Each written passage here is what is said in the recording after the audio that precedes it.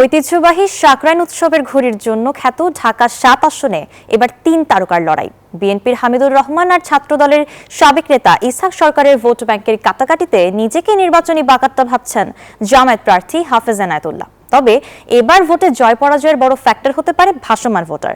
ঢাকা ৭ আসন ঘুরে এসে বাকিটা জানাচ্ছেন রিশাদ হাসান। চকবাজার, লালবাগ, হাজারীবাগ, বংশাল ও কামরাঙ্গীরচরের একাংশ নিয়ে ঢাকা ৭ আসন। সাকরাইন উৎসবে যেখানে ঘুড়ি আর ফানুসের ওড়াউড়ি, সেখানে এখন নির্বাচনী লড়াই।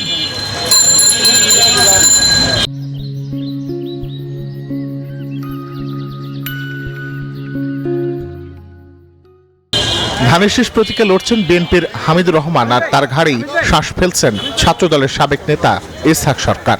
সাধারণ লোকের যে মতামত একটা জরিপ করে দেখেছি, ইনশাল্লাহ আমার পক্ষে রায়টা আসবে। কথাবার্তা বলি তো হাসি, তাদের হাসি মুখ দেখলে বোঝা যায় যে ভোট দিবে কি দিবে না। এখানে বাইরের লোক বলে কোনো শব্দ নেই, আমরা এটা উচ্চারণ করতে চাই না।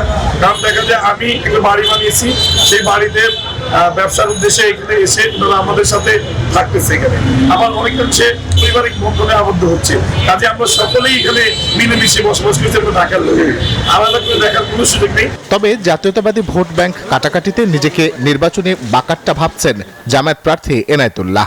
আমরা তো ফ্লোটিং ভোটার আর আপনার স্থানীয় ভোটার ওইভাবে কখনো ক্যালকুলেশন করি না। তবে আমরা যখন ক্যাম্পেইন করি, গণসংযোগে যখন যাই, বেরোই, তখন আমরা সবার কাছ থেকে তো সমান সাড়া পাই।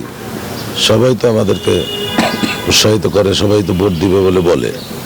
তখন একটা দাবি করে যে ভোটটা ভাই আমরা দিব ঠিকই, কিন্তু ভোটটা যাতে আপনারা রাখতে পারেন, সংগ্রহ করতে পারেন, সে ব্যবস্থাটা আপনারা করবেন। ৩ তারকার লড়াই হলেও জয় পরাজয় বড় ফ্যাক্টর ধরা হচ্ছে ভাসমান ভোটার। কয়েক পুরুষ ধরে বসবাস করা এই অঞ্চলে বাসিন্দার সংখ্যা ৬০ থেকে ৬৫%, আর ভাসমান ভোটারের সংখ্যা ২০ থেকে ২৫%।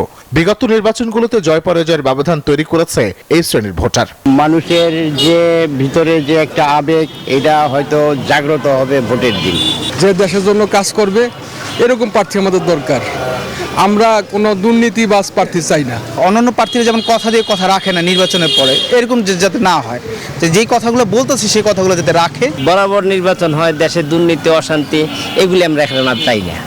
প্রচারণায় প্রার্থীদের নানা প্রতিশ্রুতি থাকলেও ভোটাররা চান সবকিছুকে ছাপিয়ে গ্রহণযোগ্য প্রার্থীকে বেছে নিতে।